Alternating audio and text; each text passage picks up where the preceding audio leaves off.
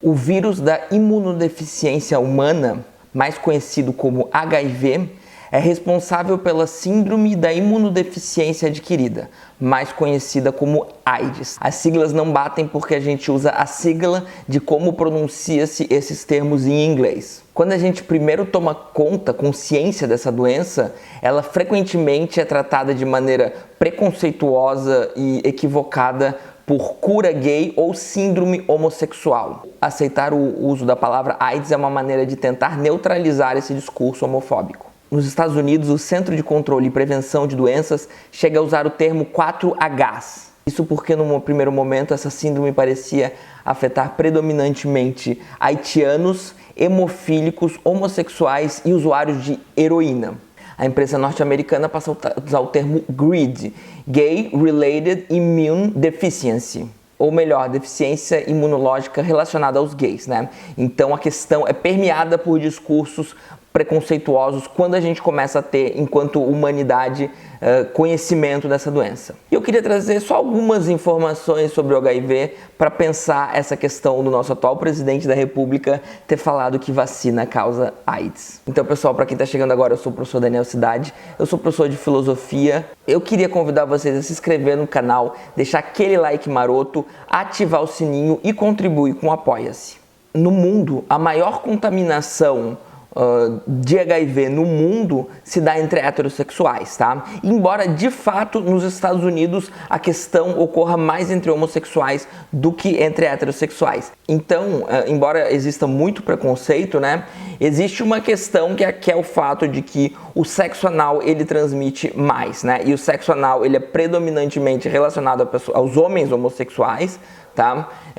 O que não é verdade, né? O que não é verdade, vamos ser sinceros. O sexo oral, por exemplo, é quase nulo o risco de transmissão pelo sexo oral, tá? E quando se usa, então, né? Já a primeira provocada, né? Quando se usa o termo, essa questão da transmissão para falar de doença gay, né? Tá se então sugerindo então que só os homens homossexuais praticam sexo anal, né? E por isso estão mais suscetíveis ao risco, ignorando inúmeras outras causas, né? E ignora-se, inclusive, completamente o fato de que o sexo homossexual entre mulheres, né?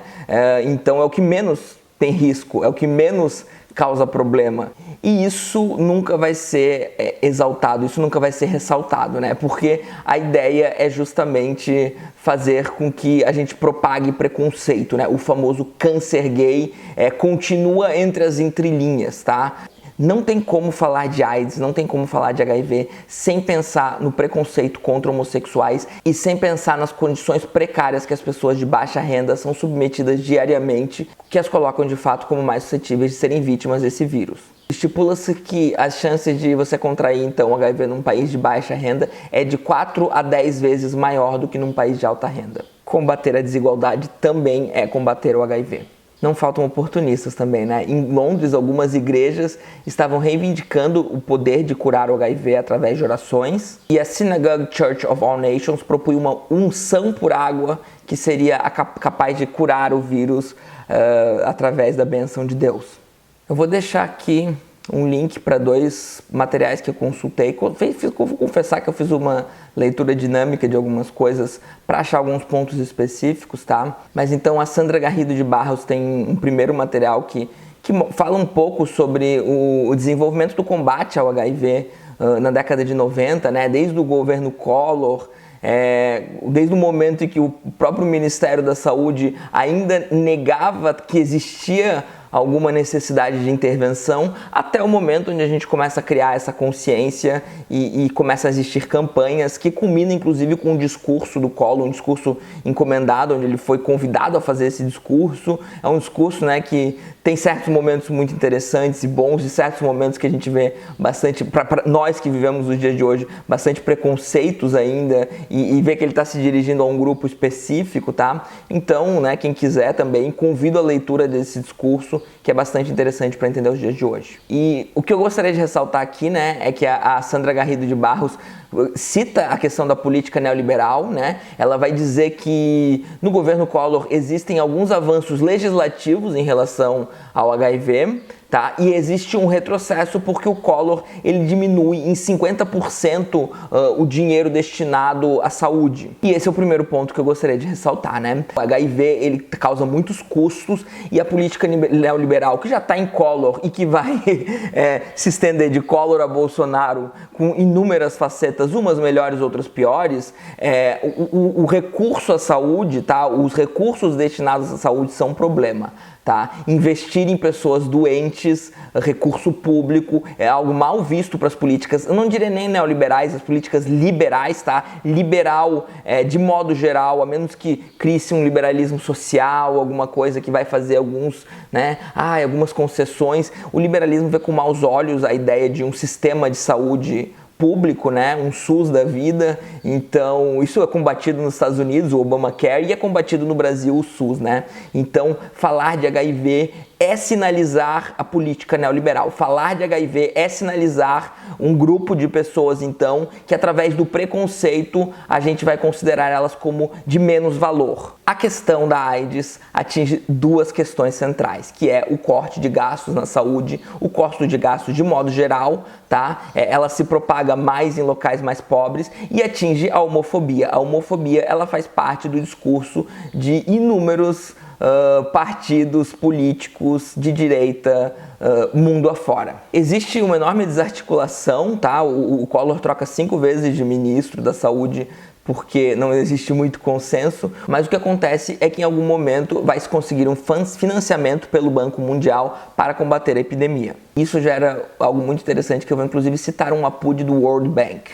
Para o Banco Mundial, a valorização de ações de caráter preventivo em detrimento à assistência e tratamento de pessoas que vivem com HIV/AIDS segue a lógica da relação custo-benefício, visto que o tratamento é algo dispendioso. Então, o Banco Central assume com todas as letras que a prevenção é melhor do que o tratamento, porque tratar uma pessoa com HIV é algo caro. E não é legal gastar dinheiro com pessoas infectadas, não é legal gastar dinheiro com seres humanos. A relação custo-benefício fala muito mais alto. Então, o Banco Mundial declara-se, então não é o Daniel fazendo um espantalho, tá? Não é o Daniel falando neoliberalismo malvadão, é o próprio Banco Mundial falando com todas as letras que a vida das pessoas de HIV, elas não valem muito, né? Vale a gente fazer a prevenção para que as pessoas não peguem HIV, mas o ideal seria que se essas pessoas estiverem já com HIV, que elas morram porque é muito caro tratá-las. Conforme a gente vai tomando consciência de que não é uma questão de homossexualidade, a gente começa, desde a década de 80, a dividir as pessoas em culpados e inocentes, né? Os usuários de drogas, os homossexuais, as pessoas que têm relações sexuais promíscuas, etc., vão ser vistas como culpados, e as mães, as crianças, etc., as pessoas que adquirem por transfusão de sangue, etc., vão ser vistas como inocentes, né? Uma polarização, uma politização do HIV. Cria-se o termo grupo de risco, né? Não comportamento de risco. Eu lembro, inclusive, de quando era pequeno, da campanha depois para tirar a questão do grupo de risco e falar em comportamento de risco, o que também é problemático, mas isso tudo surge de maneira não só homofóbica, mas misógina e até racista, se a gente for ver que existe uma questão de renda relacionada e que a gente, Estados Unidos, vive em países onde falar de renda baixa é falar de pessoas negras, porque elas têm, devido ao racismo estrutural dessas sociedades, elas têm menor acesso às rendas altas.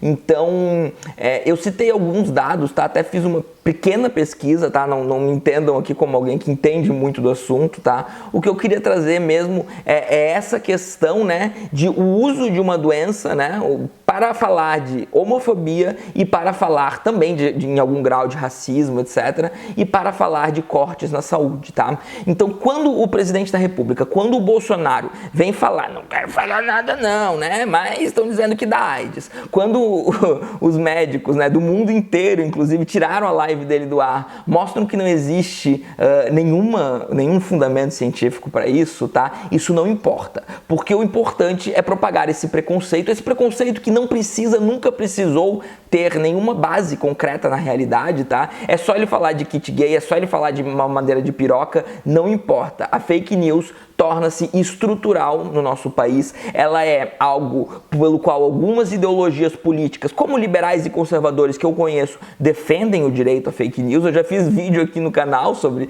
fake news não ser liberdade de expressão. A gente vê pessoas propagando, né, pessoas como o próprio Monark, que não é nem alguém que tem uma ideologia política, né, mas que se torna ali porque fala com muitas pessoas, defende certo neoliberalismo aí, sem nem saber direito, porque você sabe que o Monark não é uma pessoa culta, né? Então, cria-se essa ideia de que fake news é liberdade de expressão, etc, etc. Isso faz parte de uma guerra cultural que permite e tem o objetivo de usar as fake news para difamar a realidade, difamar as minorias, para fazer com que ideias econômicas, acabei de fazer um vídeo sobre o Nobel de Economia, tá? Não inventamos as fake news agora, criamos uma maneira estrutural de propagá-las, tá? Então, existe toda uma guerra cultural que reivindica essas ferramentas, reivindica fake news, reivindica a homofobia, agora homofobia por baixo dos panos, porque eu vou ser acusado aqui de fazer um espantalho, eu vou ser acusado aqui de polarizar direita e esquerda, como se a direita fosse boazinha com os homossexuais desde sempre e existissem algumas poucas maçãs podres que são homofóbicas na direita, quando na verdade é o contrário, né? Mas enfim, eu vou ser acusado aqui, eu já tô esperando os comentários, inclusive, né? Não faz problema pra mim, eu acho que um canal que não tem haters não cresce, né? Então, tô sim acusando, tô dizendo que o Bolsonaro fez isso porque estruturalmente, tá? Estruturalmente a direita aceita esses discursos desde sempre. Então, falar de HIV é falar de homofobia, é falar de precarização do SUS, é falar de tratar as pessoas pobres, tratar as pessoas negras como inferiores, e o Bolsonaro não falou isso por acaso, não foi apenas um tiozão falando alguma besteira. O Bolsonaro sabe disso, o Bolsonaro usa isso politicamente, e você que votou nele, você é responsável por isso. Então é isso, gente, espero que tenham gostado e até mais.